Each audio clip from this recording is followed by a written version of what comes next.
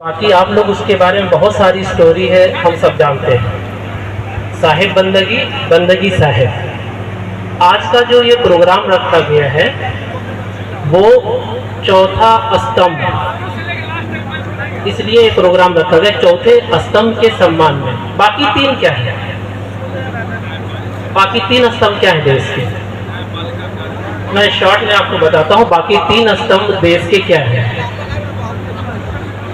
पहला स्तंभ ये है कि जो हमारा संविधान बना है या फिर उसको अगर कुछ मॉडिफाई करना है तो जो संसद भवन हमारी बनती है, हमारे जो संसद बनते हैं, हम जो चुन के उन्हें संसद में बिठाते हैं, जहां से कानून बनता है या खत्म किया जाता है, ये हमारा है पहला स्तंभ, संसद भवन, लेजिस्लेटिव असेंबली।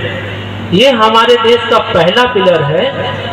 इससे पहले एक शब्द और है, देश का निर्माण कैसे होता है। देश का निर्माण अभी तक पूरी दुनिया में जो देश बने हुए हैं वो किसी एक धर्म को टारगेट करके बनते हैं, किसी एक सभ्यता को, एक संस्कृति को, किसी एक कौम को टारगेट बना के देश बनता है। हमारा जो भारत का निर्माण हुआ है, भारत का निर्माण सभी धर्मों, सभी परंपराओं को मिला के जो हमारी टीम थी जिन्होंने ये रूल रेगुलेशंस और बुक, संविधान की बुक बनाई है, एक ऐसा देश का गठन किया है कि आप पूरी दुनिया में उदाहरण ले ले, ऐसा संस्कृति, ऐसा देश जहाँ पे हर धर्म के, हर भाषा के लोग एक समान जीवन जी सकते हैं, ऐसा देश हमारा भारत, सिर्फ हमारा भारत ही है जो इस तरह से जिसका निर्माण हुआ। हम पब्लिक तय करके हमारे संसद को भेजते हैं, तुम हमारे लिए कानून बनाओ जिसपे हम सब मिलके चलेंगे। एक हो गया पहला स्तंभ। दूसरा, लेजिस्लेटिव असेंबली के बाद में हम मंत्रिमंडल या कानून व्यवस्था का पालन करने के लिए मंत्री होते हैं, उनके अधिकारी होते हैं, वो ये काम करेंगे जो कानून असेंबली बना देती है, पहला स्तंभ। दूसरा स्तंभ उसको फॉलो करेगा। अगर कोई रूल है, मैं लेफ्ट से चलना रूल है, मैं राइट से चल रहा हूँ, तो ये मेरा गुनाह है, तो कानूनन एक गुनाह। ये कौन फॉलो करवाएगा? ये प्रशासन, पुलिस अधिकारी। ये हमारा दूसरा पिलर है। एक कानून बनाएगा, एक कानून का पालन करवाएगा। तीसरी हमारी जो असेंबली, तीसरा जो हमारा पिलर है वो है न्यायपालिका। ये हमारा तीसरा पिलर होता है। ये दोनों पे नजर रखती है कि कानून हमारा ठीक बन रहा है या नहीं बन रहा है, फिर कानून का पालन ठीक से हो रहा है या नहीं हो रहा है। वो अपनी जगह पे बैठी है, आप अगर संतुष्ट नहीं है वहां पे जाके शिकायत डालें, जज साहब रहते हैं, आपके पूरे मसले का समाधान करेंगे। ये तीन पिलर हमारे देश के हो गए जिसपे हमारा देश टिका है। अब चौथा पिलर जो आता है वो है हमारी मीडिया। मीडिया क्या काम करती है? हमें दो आंखें हैं जिससे हम पूरा ये नज़ारा देख रहे हैं। बहुत सारा काम ऐसा होता है कि हमारे सामने नहीं होता, हमारे पीछे होता है। इसलिए हमने मीडिया को कहीं कहीं तीसरी आंख भी बोला है कि मीडिया हमें बताए कि कहीं पे कोई काम गलत तो नहीं हो रहा है, कहीं कोई प्रभाव गलत तो नहीं डाल रहा है, कहीं कोई कानून का गलत पालन तो नहीं कर रहा है, कहीं कोई अन्याय तो नहीं हो रहा है। ये जो हमारा चौथा स्तंभ है, ये इन तीनों को बैलेंस करता है, इन तीनों को न्याय देने का काम हमारा ये चौथा स्तंभ करता है, वो है हमारी मीडिया।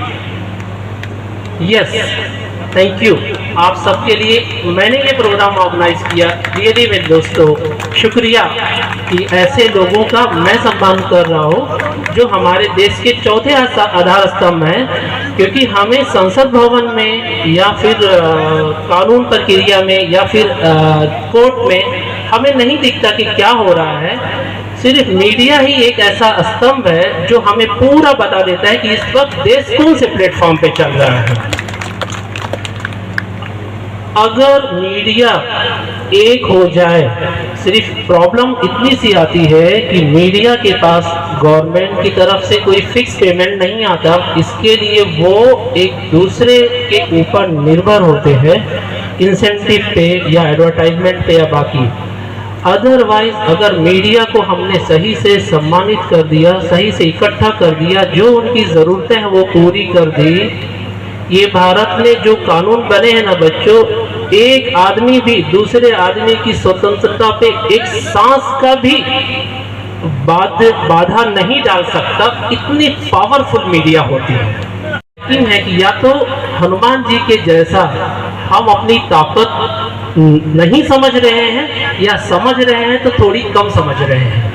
आप अगर अपनी ओरिजिनल ताकत को आप समझ लिए, ये पूरे जिले में एक अधिकारी, एक ऑफिसर, पुलिस वाला या जज एक भी मिस्टेक नहीं कर सकता अगर आप अपनी पे उतर जाएं तो। इतना श्योर, इतना पक्का है मेरे दोस्तों, एक व्यक्ति भी अपनी मर्जी से गलत काम नहीं कर सकता, कानून के खिलाफ कुछ भी नहीं कर सकता अगर हमारी मीडिया स्टैंड ले तो। जब चारों साइड में वो हमारे, उससे कौवे ने कहा कि इससे क्या आग बुझेगी, तो उसने कहा नहीं, लेकिन आग बुझाने वालों में मेरा इतिहास लिखा जाएगा।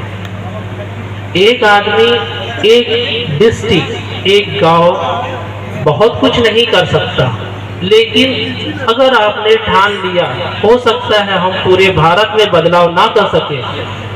मेरा संत कबीर नगर क्राइम फ्री हो सकता है, मेरा संत कबीर नगर डाउरी या फिर जो रिश्वतखोरी या फिर जो गलत लोगों को बिना न्याय के रिटर्न जाना पड़ता है, ये पूरा फ्री हो सकता है अगर हमारे यहाँ पे मीडिया की जो मेरे पास लिस्ट आई थी 160 165 लोगों की आई थी। मतलब हर ब्लॉक, हर गांव, हर पोस्ट आप अपने अंडर में रख के आप अपनी न्यूज़ के थ्रू हर एक व्यक्ति को दिखा सकते हैं कि इस वक्त हमारे जनपद में क्या हो रहा है। भारत बदले ना बदले मेरे दोस्तों, लेकिन हम अगर ठान लें तो हमारे संत कबीर नगर को एकदम वो देश बना सकते हैं जो हमारी संविधान, हमारी बुक में लिखा हुआ है। पूरी आज़ादी से एक गरीब हो, उसके घर में 1 रुपये भी रिश्वत करना हो तो भी वो न्याय पा सकती है। एक अमीर पॉलिटिशियन का भी बच्चा हो, कितना भी बड़ा पैसे वाला हो, तो भी उसको सजा मिल सकती है अगर हमारा चौथा आधार स्तंभ मजबूती से निष्पक्ष खड़ा हो जाए। आप कुछ भी कर सकते हैं। मुझे